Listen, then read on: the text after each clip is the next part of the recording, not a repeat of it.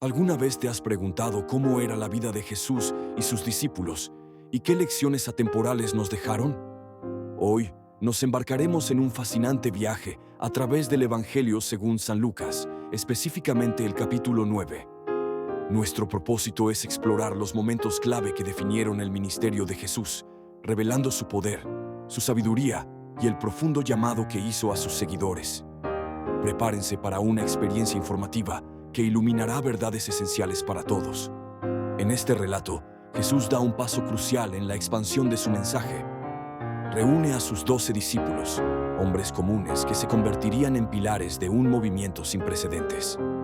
Les confiere un poder extraordinario, una autoridad directa sobre los demonios y la capacidad de sanar toda enfermedad. Esta delegación no era solo un privilegio, sino una responsabilidad inmensa. Las instrucciones de Jesús para su misión eran sorprendentes y desafiantes. Les pide que no lleven nada para el camino, ni bastón, ni alforja, ni pan, ni dinero. Esta directriz radical subraya la importancia de la fe y la dependencia total en la providencia divina. Debían confiar en que sus necesidades serían suplidas por aquellos a quienes servían. Además, les instruye a permanecer en la casa donde fueran recibidos, simbolizando la importancia de la hospitalidad y la conexión genuina con las comunidades. Si en algún lugar no los recibían, debían sacudir el polvo de sus pies. Este gesto era un testimonio, una señal de que la responsabilidad de rechazar el mensaje recaía sobre el pueblo, no sobre los mensajeros. Así, los discípulos partieron, llevando consigo no bienes materiales, sino un mensaje de esperanza y sanación. Recorrieron aldeas, anunciando la buena nueva del reino de Dios y curando a los enfermos. Su éxito demostró el poder inherente al mensaje de Jesús y la eficacia de la fe puesta en acción. La fama de Jesús no se limitaba a las aldeas. Llegó hasta los oídos de Herodes Antipas, el tetrarca de Galilea. Herodes, un gobernante astuto pero supersticioso, estaba profundamente perplejo por los informes sobre Jesús.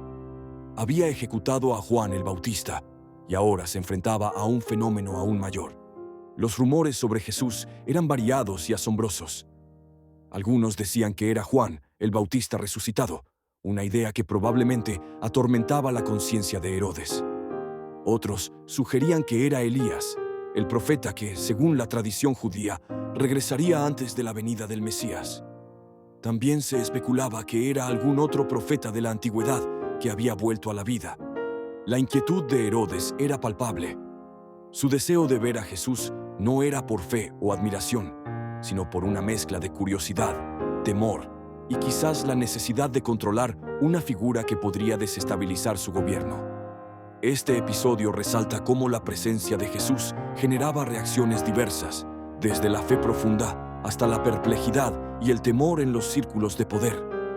Tras su misión, los apóstoles regresaron y le contaron a Jesús todo lo que habían logrado.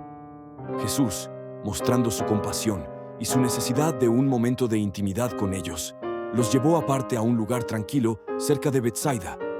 Sin embargo, la multitud, ansiosa por su presencia y sus enseñanzas, los siguió. Al ver a la multitud, Jesús no los rechazó. En cambio, sintió compasión por ellos y comenzó a enseñarles sobre el reino de Dios y a sanar a los que lo necesitaban.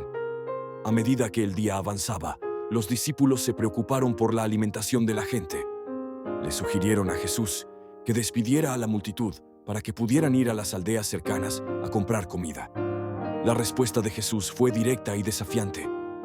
«Denles ustedes de comer». Los discípulos, sorprendidos, señalaron su escasez. Solo tenían 5 panes y 2 pescados. Esta situación ilustra la limitación humana frente a la necesidad masiva y cómo Jesús a menudo nos pide que usemos lo poco que tenemos. Jesús tomó los pocos alimentos, levantó la vista al cielo en señal de gratitud y bendición, los partió y los dio a los discípulos para que los repartieran. Lo que siguió fue un milagro asombroso. Todos comieron y se saciaron.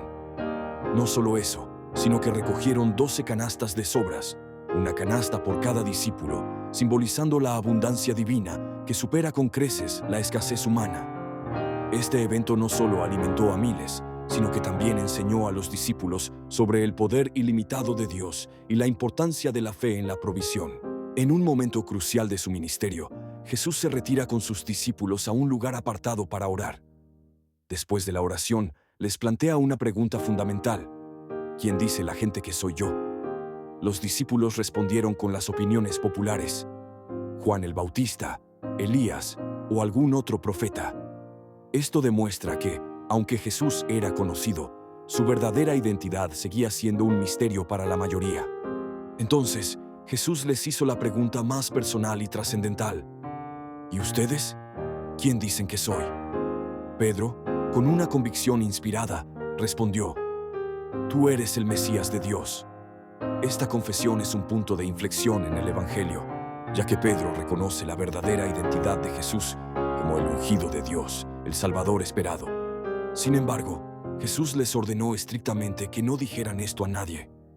Esta aparente contradicción se debe a que el concepto de Mesías en ese tiempo estaba cargado de expectativas políticas y militares. Jesús quería evitar malentendidos y que su misión fuera interpretada como una revuelta terrenal. Inmediatamente después de la confesión de Pedro, Jesús hizo el primer anuncio claro de su pasión. Explicó que el Hijo del Hombre debía sufrir mucho, ser rechazado por los ancianos, los principales sacerdotes y los escribas, y ser muerto. Pero, añadió, al tercer día resucitaría. Este anuncio fue impactante y difícil de comprender para los discípulos, quienes esperaban un Mesías victorioso y glorioso, no uno que sufriera y muriera. Tras anunciar su propio sufrimiento, Jesús extendió el llamado al discipulado a todos. Sus palabras fueron directas y sin concesiones. El que quiera seguirme, que se niegue a sí mismo, tome su cruz cada día y me siga.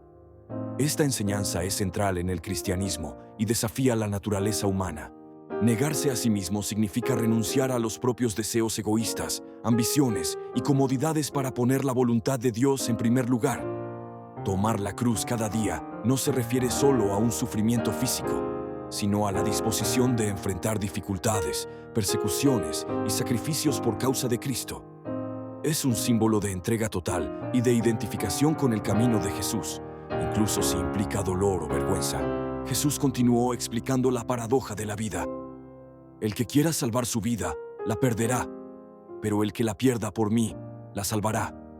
Esta profunda verdad espiritual enseña que la verdadera vida y plenitud se encuentran no en la búsqueda egoísta de la propia satisfacción, sino en la entrega y el servicio a Dios y a los demás. Es un llamado a reorientar nuestras prioridades y a encontrar el verdadero propósito en el seguimiento radical de Jesús. Unos 8 días después de estas enseñanzas, Jesús llevó a Pedro, Santiago y Juan, sus discípulos más cercanos, a un monte alto para orar. Mientras Jesús oraba, ocurrió un evento extraordinario. Su rostro cambió y su ropa se volvió blanca y resplandeciente, brillando con una luz divina. Esta fue la transfiguración, un momento de revelación de su gloria celestial. De repente, aparecieron Moisés y Elías, 2 de las figuras más prominentes del Antiguo Testamento, conversando con Jesús.